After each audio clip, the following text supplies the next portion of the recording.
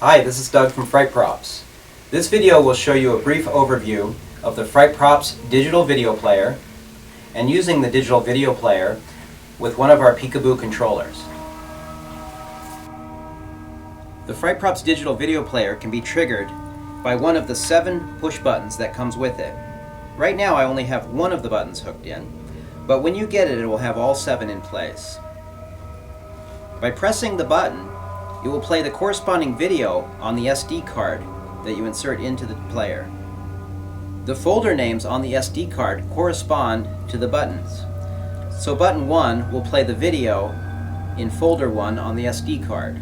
Button 2 will play the video in folder 2 on the SD card.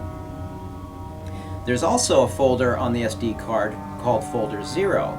By placing a video file in folder 0, you can loop a video to play over and over when the digital video player is sitting idle and not doing anything and not being triggered by a button.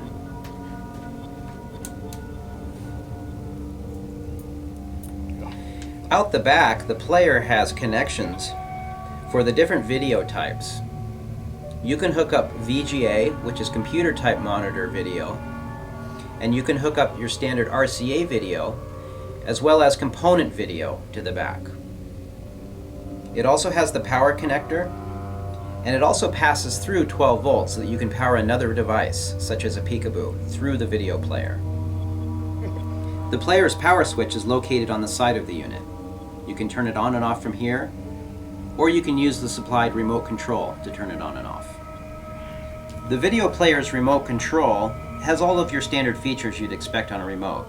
It has your volume control, it has the on-off button, but there are a couple important functions on here. One of them is the setup. The setup button will bring up your on-screen display, and this is how you can go in and configure the player. Some other important buttons are over here on the right. When you switch video cables and use different types of video, you'll need to go in and change it here on the remote. You can see there's VGA and video.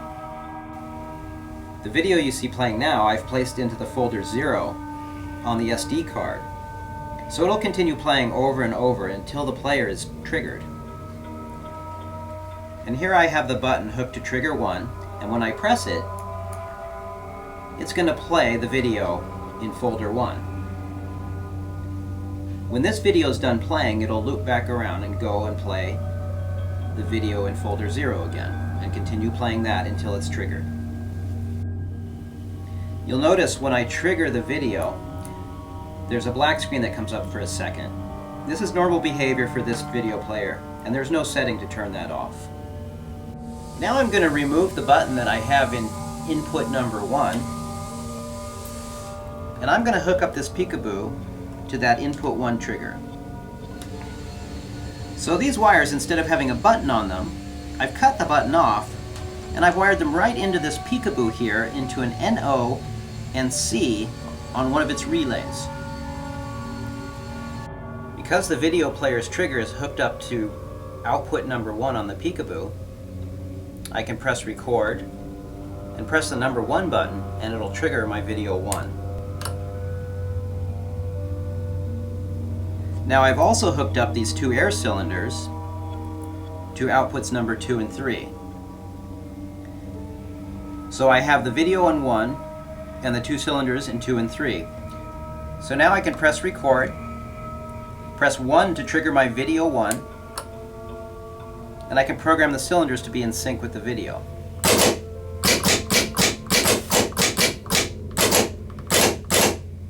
I can press record again to save. Now when the Peekaboo is triggered by a step map motion sensor or other type of trigger, it'll play back that sequence that I've recorded. So it'll start the video playing and it'll fire off the solenoids.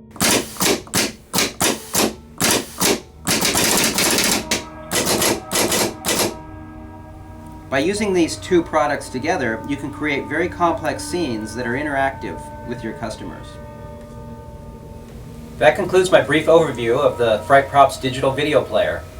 See our website, FrightProps.com/FAQ for technical documents and wiring diagrams. See you later and stay scary.